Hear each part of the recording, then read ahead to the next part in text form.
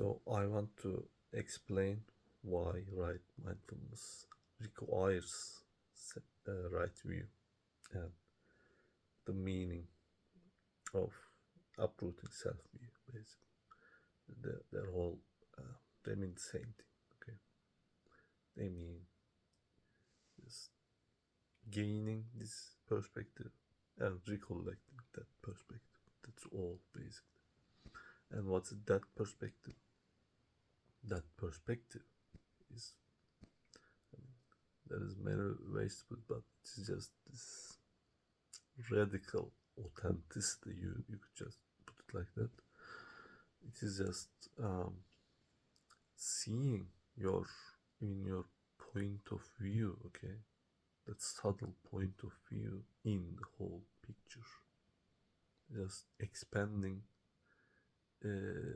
on your point of view, expanding on your own existence.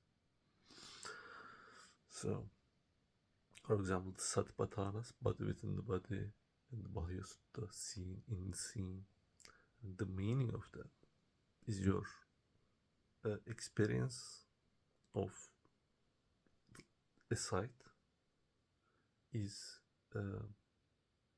when you put it in the whole, bigger picture. Okay, for example, it's not that normally you are like this part of the experience and the site is on that part or the other part. Okay, but actually the experience of seeing is the whole thing.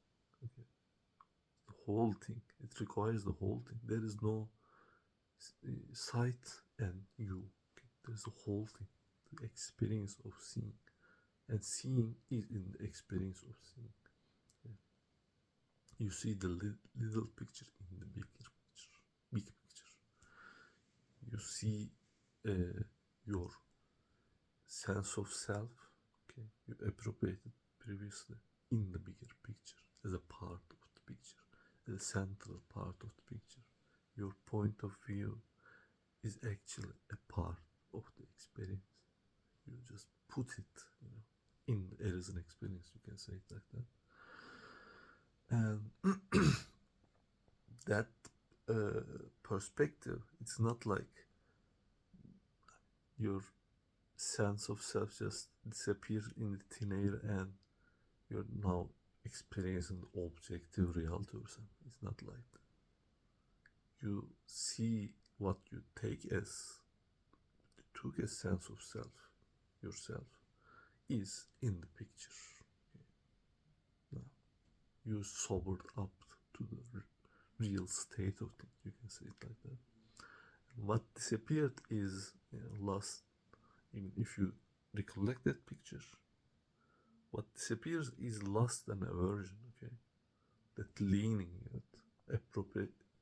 That's why it is unwholesome. Going with the grain is unwholesome because it requires appropriation. It requires ignoring the natural order of them. It requires ignoring the bigger picture, the Dhamma, basically.